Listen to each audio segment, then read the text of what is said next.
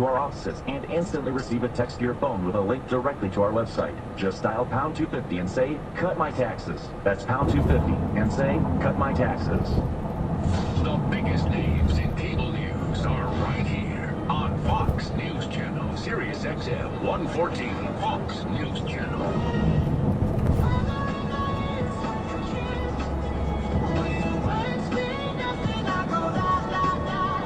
Welcome back to the fastest 1 minute and 50 seconds. For one liberal host, that's the reason I get only a minute and 50 seconds. A lot of kids pick up bad habits from their parents. A new study shows smoking is one of them. The more a parent lights up in front of their child, the more likely he or she will become a smoker as well. Finally showed that for every year a parent smokes, the odds go up that their teenager will also take up the habit. And since we each have about 3 seconds, good comment around the room. So I think, I think if you lead by example in the home, I think if parents smoke and drink in front of their kids will be more likely to take it up. But look, I drink in front of my son. I don't smoke. I've never smoked. I don't know what he's going to end up doing. I hope he doesn't do either. But, parenting, personal responsibility, parental responsibility, teach them against it. By the way, smoking is deadly. Absolutely. We going in order? No, go All right, ahead. go ahead. You have kids. Okay, I would say this. My dad smokes cigars. I know. My mom smokes cigarettes. Go ahead, sorry, Brian. They're yelling at the front. I didn't know. I thought this was the 6th for a second. So they smoked with the windows up in my station wagon. The only ventilation we had with the floorboards were rusted out, so we got some air. And nobody smoked in my house, and we didn't know any danger, and none of us have lung problems. So I don't think that study is accurate. Yeah, okay. A lot of times it's a deterrent because you know how bad it smells. Kimberly, you smoke in front of your child all the time. I have never smoked a cigarette, Bob. However, I adopted as my own grandmother, because I didn't have one anymore, a little old lady across the street named Elma Mae Jellison, and she smoked Camel cigarettes with no filters, like 10 a day, and I used to sleep over there and be with her all the time. Isn't that sweet? So I think it had the opposite effect on me. Dana, there's 3 seconds. Go ahead. I guess if a parent smokes, it's probably easier to start smoking, or at least to experiment, because you can take them out of your mom or your dad's bag or whatever and try it. What I thought was interesting is the second part of this packet that you didn't have a chance to get to, which is now there's a question of whether your genes, your genetic makeup, will make you more predisposed to be addicted to cigarettes. So you see what's going to happen. Yeah, it's going to become a pre-existing condition. And now we're all going to have to pay for everybody's bad habits. Bob is over I'm time. not going to tease. Right? I say what I want to say. You don't have time to And that is that both my wife and I smoked, and neither one of our kids smoke, and getting anywhere near it, I think it's peer pressure. It really matters. And now we'll make you happy up there in the producer room. One more thing is up next. Hi.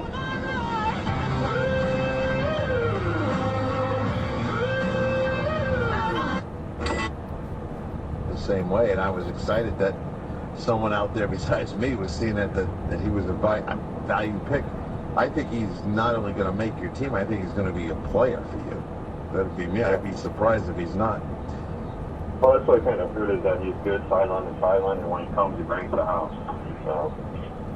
Well, definitely position flexibility at the linebacker spot would probably be on special teams. Some people had mid-round talent on him, had a couple of the red flags. Obviously, the positive tests and suspended a little bit there at FSU, and enough to make him go undrafted. But he'll get the opportunity. He suffers the consequences of that. That's his fault. But your first comment's interesting, and that's why I like having my draft sheet in front of me, that you could have used a linebacker. There was not a linebacker taken after the Ferguson pick for 18 picks. So my guess is, a lot of these teams see many players in the same areas, that you just weren't going to reach for one. You just weren't going to go and say, Christian Kirksey was the next guy to go, I believe. So you just weren't going to do that. You just, not now. It's not something that's smart in their mind. So I get if I saw a linebacker pick, the next pick, or 3 picks later, or 3 linebackers in the next 10 picks, I would be with you. But when I see none for 18 picks, I would think that their board told them don't do that. And we talked about right up the gut, Jim, that in terms of their defense, after the Kyle Fuller pick, they get the one technique in Ego Ferguson. He came out early. He's not a sack master just because he had 1 sack. He's strong at the point of attack. That's why they got a one technique. Will Sutton, Pat, your guy from Arizona State, Phil Emery's already on record saying, we want this guy to play at 85. So he has lost the weight, but they want him down to 285 to take advantage of his penetrating 3 technique style. So they address both the 1 and the 3 when you look at Phil Emery and the Bears. I think it's pretty good value picks. I'm not as big a fan of Ego Ferguson as I am of Sutton. Most of the world sees it the other way, so that just tells you I'm a little bit contrary to the popular perspective on those 2 guys. To me, if you get Sutton and get his weight down and keep it down, I saw it up at the Senior Bowl. His get-off, explosiveness, I've watched enough of his college tape. Especially go back and look at his junior year, 2 years ago. I don't know what season it was called, but you saw it all, and you saw that there is a very good athlete that got too overweight, and I don't mind trying to trim him down. He learned a valuable lesson. He fell in the draft because of that. He went to the Senior Bowl to prove he could lose the weight and play better, and he did, at least in my eyes. So I love the 2 guys you got inside. And my last note for you, Jim, how about the punter, Pan O'Donnell? He bench pressed more than the number 1 pick in the draft, Jadeveon Clowney. He put up 225 as a punter 23 times. Jadeveon only did it like 21. Was he pressing up with his legs? He's about 6'4", 220. He should be able to hold his own in a fight. That's all I can say about it. A punter who can bench press. Yeah, he transferred from Cincinnati down to Miami, so he's used to punting in cold weather. He was 3rd overall in average in the nation in terms of his punt average. So Podlish is no longer, looks like Pan O'Donnell, the punter out of Miami in the 6th round, could be winning that job. Won't be able to make any jokes about that punter making tackles. He ran a 4.6 40-yard dash, too. Pretty good athlete. Yeah. Well, I mean, talk about reach. Wasn't the Ferguson pick itself a bit of a reach in the 2nd round for him? I mean, couldn't even gone later. I mean, I'm with you on Sutton. I was all over Sutton, and we were watching it. I was a couple of my friends. We were about 3 picks ahead, and I could watch for Will Sutton. Well, we'll look it up. We'll do the research. We'll see where the defensive tackles fell and where the Bears took them, and then to where the next 1 technique defensive tackle went. So thanks for the phone call, Jim. Don't forget Kevin Colbert, Steelers general manager, to kick off the 4th hour. Stick with us. This is Sirius XM NFL. Did you know that a Nobel... A cross-dressing... So Conchita Wurst ended up being the best. Oh, yeah. Was she just like that the whole contest? Is everyone surprised? Yes. Oh, okay. Yes, and she won by he won by an overwhelming margin. Good for them. That was dress. All right, Dana. Okay, earlier in the show, for my bump out music, we played the Proclaimers I'm Gonna Be, where it says, I have walked 500 miles or something, whatever. The reason it matters is that today, on my little Fitbit here that I walk around with, I crossed the 500-mile mark. And I don't say that just to get applause, although that's very nice. But my friend gave this to me last Thanksgiving, around then, and I wore it all winter, and it really does make you get up and walk and think about, like, I could take the subway, but you know what? If I walk, I'm going to get to my goal. So it's like a little self-competition, and I encourage everyone to do it. Dana, how do you really get the numbers up? I do walk. I used to try to No, you just move your hand. No. She does. Okay, but I mean, she walks too. Fitbit should get a commercial. All right, Bob. Okay, I'm about to cross my 2,000 mark. Then turn right on down next. Of their children, Fred. Jennifer Griffin live from the Pentagon. Jennifer, thank you. Russia says it has no intention of annexing the 2 regions in Ukraine where independence votes reportedly passed over the weekend, at least not right away. Senior Foreign Affairs correspondent Greg Palcott is monitoring the situation again tonight from eastern Ukraine. Back in the USSR, or Russia anyway, that's what the separatist leader of the self-proclaimed Donetsk People's Republic is calling for, following a claimed landslide win in a referendum on self-rule here Sunday. They say 89% of those who voted in the Donetsk region said yes, even more in neighboring Luhansk. The vote was branded a farce by Kiev, officials there saying at most 25 to 30% turned out. Still, the rebels here sound like victors, declaring Donetsk a sovereign state, along with that request to be part of the Russian Federation. For its part, the Kremlin says it would respect the referendum results, and it says they should be implemented peacefully.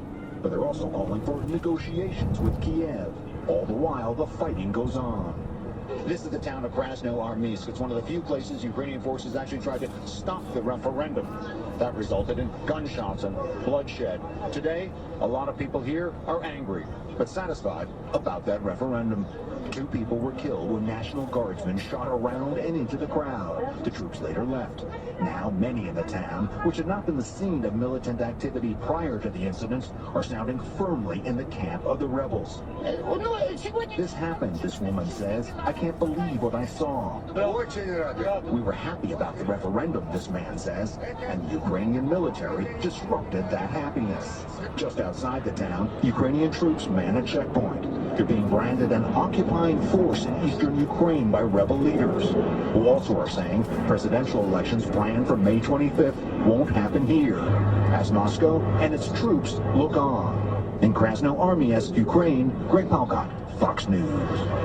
Up next, Senator Marco Rubio says he's ready to be president, and he appears ready to take on the global warming community. We'll explain. First, here's what some of our Fox affiliates across the country are covering tonight. WRAL in Durham, North Carolina, where the Democrat battling former American Idol star Clay Aiken for a congressional nomination has died. 71-year-old Keith Crisco reportedly was killed in a fall at his home. Crisco and Aiken were apparently headed for a runoff in the Democratic primary. Moments ago, Aiken suspended all campaign activities. Fox 42 in Omaha with Nebraskans cleaning up following weekend tornadoes and thunderstorms. The storms were part of a system that brought dangerous weather throughout the Midwest and dumped more than a foot of snow in Nebraska, Colorado, and Wyoming. And this is a live look at Orlando, Florida from our affiliate Fox 35. The big story there tonight, the CDC reporting a second case of the MERS virus in the U.S. Officials said this afternoon a healthcare worker from Saudi Arabia who was visiting Florida is now in an Orlando hospital. He's said to be doing well. That's tonight's live look outside the Beltway from Special Report. We'll be right back. It's round 2 of the NHL Stanley Cup playoffs on SiriusXM. In the red zone at 6'4", you know, he should be able to make the catch on the contested catch it's thrown properly if he executes it properly, because there's not a lot of 6'4" corners. So to get a big guy was something we thought we wanted to do, but to get a big guy that's been a deep threat producer was certainly intriguing for us. And again, in years past, I don't think he's available in the 4th round, but with the depth of the receivers, we were fortunate that he was. Now, when the bus pulls up at those away games, I'm hoping you got McCullers coming off first. Yeah, you know what? He's a mammoth guy. I mean, I went in there in the fall, and right away you're intrigued by the size. That and it's a challenge to play low when you're 6'7", just because it's not natural. And there'll be times when he'll get a little bit too high and all those sorts of things. But with his size, he can handle any blocker that gets his spin when he gets his hands on him, and he'll certainly hold his own against double teams, and he'll provide a push. I think what he really picked it up down here at the Senior Bowl in the one-on-ones, and he just walked some guys back. So, again, in the 6th round, we didn't really have to hesitate to take Daniel, only because that size is intriguing. And, he's more of an inside player, but he's long enough to help you out as an end as well. Well, do you get some rest now, Kevin? Did you already wrap up all your undrafted free agents? Oh, yeah, we had them done probably within an hour after the draft. We signed 10 guys. Got some tryout guys lined up. The guys start trickling in today. We're allowed to get them in a little bit earlier if their schools aren't in session under the new rules with the later draft. So the guys trickle in. We can get them through some stuff tomorrow and Wednesday and then Thursday. And then on Friday, we got the rookie mini camp. So, you don't get much time off now. You move into the developmental phase and take what you got. Reaffirm the information you have, and then work to make these guys better players and players that we hope can help us win more than 8 games. Well, how about for you personally as an organization, having the draft move back a couple weeks? Thoughts on that? Because certainly it proved worthy for you guys, as you got some great selections. It did. I quite honestly, we would have been just as prepared if it had been the traditional, end of April type draft. I don't know what we learned over the last 2 weeks of the process. You know, we made an intentional effort to slow it down. We didn't. We finished our meetings exactly the same time frame that we did when we drafted in April, so as to not trick ourselves with a lot of dead time where you can second guess. So we just slowed the process down. The scouts and coaches got to be a little more like normal human beings and got some free time on the weekends, where in the past we would have been meeting. But we think it, you know, we just want to keep it as close to the past as possible, and hopefully the results will be there. Last one for me, Kev. You've had great teams, obviously, and we have a lot of Steeler fans. I can't. And this weekend, he started by taking on some powerful people. Chief political correspondent Carl Cameron tells us who and why. Campaigning this weekend in New Hampshire, home of the first presidential primary of 2016, freshman Florida Republican Senator Marco Rubio said he's ready to be president. He's not convinced man-made pollution is the only cause of climate change, but is convinced the Obama administration's green agenda will not fix it. I do not believe that human activity is causing these dramatic changes to our climate the way these scientists are portraying it. That's what I do not, and I do not believe that the laws that they propose we pass will do anything about it, except it will destroy our economy. Democrats accuse skeptics like Rubio of ignoring scientific research. He's become a 100% climate denier. Rubio does dismiss the Democrats' election year push for climate change legislation as bad economic policy, but did not fully deny man-made pollution contributes to climate change. His skepticism was specifically aimed at scientists who focus on man's pollution at the exclusion of other potential causes. Our climate is always changing. In New Jersey, Connecticut, and D.C. Metro. Call 888-8000-PLC. That's 888-8000-PLC. Or go online to PrincetonLongevityCenter.com. Hi, I'm Glenn Fleischman, the host of the podcast, The New Disruptors. I've been an entrepreneur for over 2 decades, and it's always been hard to find the right people to hire. With so many job boards out there, how can you know which one will produce the best talent? Realistically, to fill the position fast and with the perfect candidate, you need to post your job on all the top job sites. And now you can do it with a single click with ZipRecruiter.com. ZipRecruiter.com lets you post to more than 40 job sites at once. ZipRecruiter.com also posts your job on LinkedIn, Facebook, and Twitter. Just post once and watch the qualified candidates roll into ZipRecruiter's easy-to-use interface. You can screen applicants, rate them, and hire the right people fast. Try ZipRecruiter right now and find out why it's been used by over 100,000 businesses. And right now, my listeners can try ZipRecruiter for free by going to ZipRecruiter.com/news. That's ZipRecruiter.com/news. Again, that's ZipRecruiter.com/news. At Kronos, we didn't invent the cloud, but we are using it to help all kinds of organizations control labor costs, minimize compliance risk, and improve workforce productivity. From the Fortune 500 to thousands of small and mid-sized businesses, our All year long. Sirius XM NFL Radio. Now back to Moving the Chains. Here's Jim Miller and Pat Kerwin. Welcome back to Moving the Chains, and as promised, we'll take a couple of phone calls. You can hop on board at 877-NFL-KICK, 877-635-5425. We continue to break down all the draft selections. Good to hear from Steelers General Manager Kevin Colbert, also Stephen Jones, Cowboys COO and Director of Player Personnel. But as promised, let's go out to the phones, and we'll check in with Brad, who's been waiting patiently in New Jersey. Brad, you're on Moving the Chains. Hey, Pat. Hey, Jim, how are you? Doing great, man. Doing fine, man. Jim, I'm sorry. That's all right. I'm going to need you to talk me off the ledge a little bit, because I haven't been this pissed off at this draft since we gave him a king's ransom from Jonathan Sullivan. Because we had one position we needed to fill. We needed to fill, not only fill, but start. And that was center. And we didn't address it. Not only that, but, you know, I'm from New Jersey. My family is season Rutgers tickets. I think Mark Coleman, the undrafted free agent, might be a better wide receiver than Cooks. He just had nobody throwing. He just had nobody throwing him the ball. He's a freak of nature athletically. And, you know, there's a good chance we're going to go into this season with an undrafted free agent playing center. And I don't understand. I understand we got somebody to play across the field from Keenan Lewis. That was good, but we needed a center, and we didn't address it. And I just don't understand it.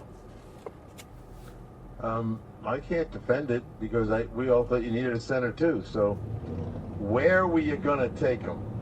I think as I look how the draft fell out.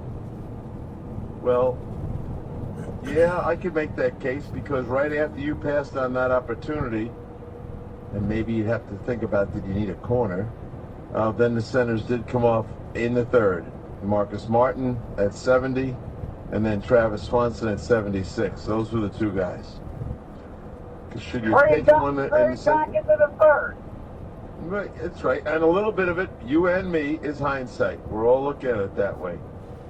Sometimes you're kind of betting that you're going to be able to get a center in the third round. So you missed on those two guys, no big deal. And why did you not take the next center off the board, which was Brian Stork, the kid from Florida State, went to the Patriots 105. So you could have really come back around if you wanted to and found your way into that one. I can't say anything to you. I might share your opinion, as a matter of fact. But it's not a sexy position, and not a lot of people get pissed off when their team doesn't draft a center. But I mean, we have all the tools, we have all the weapons. Our defense keeps getting better, but the offense we run, we need a center that can quick pace. We need a center that can, unless they think Teron Armstead, is enough of a freak athlete that they'll go him inside. Don't think so. I don't know. Think of the teams that are out there. I mean, it was talked about that Corey Lichtensteiger would be moved to center for Washington. I don't know. Do you talk to Baltimore that you've worked players in the past? Do they try to pick up Bruce Gradkowski? Because it sounds like he's not going to be starting there for the Baltimore Ravens anymore. So again, I think you're going to be looking at other rosters. In terms of the draft, clearly you saw the reaction from Philadelphia as soon as you took Brandon Cooks. They traded out Pat because I think they wanted Brandon Cooks bad. When you look at his skill sets from the wide receiver from Oregon State. But 2 years ago, Mark Coleman was a second-round pick, according to a lot of people. Well, I can't convince you to get relaxed over it because I'm somewhat on your side on this. I can't sit here and come up with a reason you didn't take a center. Can't do it. What I am doing, though, is what maybe you're going to do. Are you looking at other rosters? Did someone take a center where there might be a quality player sitting there? We have no money. You always have some. You don't Nobody have to worry thought about you that had as an excuse. Yeah, nobody thought you had the money for the safety from Buffalo either, and you made that happen. Yeah, you have $3.4 million as of this morning. That's not enough sometimes, but remember, they're only counting the top 51 salaries right now. So I am combing the rosters, as I believe you should, and then we can talk again tomorrow. Who just took a center that might have a veteran center on the roster that you'd say, that guy's better than anything we got? That's all you have to say. You don't have to tell me he's good. You don't have to say anything, but he's better than anyone we have. And that would make sense to go after a guy like that. Let's check out. Is there a guard out there with center skills? Yeah, that's. Clearly, well, a couple. I mean, if you go in and start combing the rosters, as we mentioned, you could probably find somebody, and they've done it before. When you look at Sean Payton and the New Orleans Saints. Let's go out to Scott, who's calling us from Ohio. Scott, you're on Moving the Chains. Hey guys, I just want to talk about Detroit a little bit. We picked up a center that kind of fits the bill you were just discussing, but that's not what I wanted to talk about. Just wanted to get your opinion on the NFC North with our pickup of Ebron. I think we're head and shoulders in a receiving core and an offense above anybody else in the league. Do you think anybody else defensively in that division can consistently shut down all the weapons that we're going to have for this next season? Well, the Bears addressed it with Kyle Fuller. You saw Minnesota, they're going to try to address it with the pass rush. You know that. And I like what the Packers did. I think, again, I touched on this as a topic in the monologue. I thought all the NFC North teams drafted pretty well with what they got going on. Green Bay was more for depth, and they are going to be a problem in terms of their pass rush because there's really been about health the past couple of years. But, Pat, I think the Lions' offense is going to be powerful, but the pass rush is going to be pretty good from those other football teams. The Bears are going to be able to bring it as well, but I believe with what they've done. Yeah. My question isn't to acknowledge the whole President Obama comes off in this book just fine.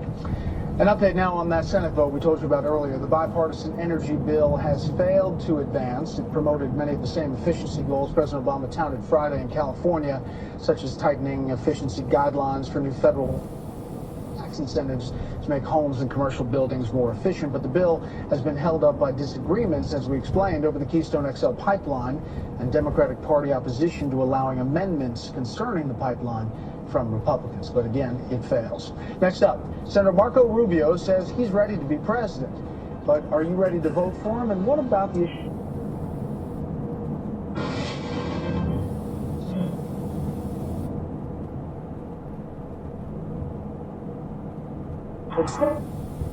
To help you get a jump, Fantasy Football Competition. Their team of experts analyze the draft from the fantasy football perspective. Mike Evans, double-digit touchdowns. Mike Evans. Find out which NFL rookies you need to draft on your team this year. Touchdown, Sammy Watkins. It's never too early to start preparing for fantasy football season. Sirius XM Fantasy Sports Radio, Sirius 210, XM87, and the Sirius XM app. Guys, when you were younger, you had more testosterone, so you had more energy. Game. There was like 12 interceptions in a 3-week span, and why the division lead evaporated for the Detroit Lions. Sounds good. Well, hopefully Caldwell will get that straightened out for us. And that's, I like your team, and you can score a lot of points. What's the history, Jim, of teams winning by outscoring opponents as their main philosophy? And I'm not down on the Detroit defense like they can't play. They got a hell of a front four. The back seven, I wonder how they're going to hold up against those receivers. It's a good point, Worthy, and we'll see where it goes with Matthew Stafford. Obviously, everything that's been brought in to get that quarterback right in terms of the turnovers and mechanics, all those things that we've talked about all off-season long. Let me make one point here on our call that's so upset with the center situation there in St. Line. I just went through every roster. News alert, no one has a center to give. You could have to invent one. Can you coax Phil Costa out of retirement for Indianapolis? 25th. 877 NFL Kick, 877-635-5425. We're going to come back, close up shop on a Football Monday. He's Pat Kerwin, I'm Jim Miller. This is Moving the Chain, Sirius XM NFL. Now, if they don't get a property 1987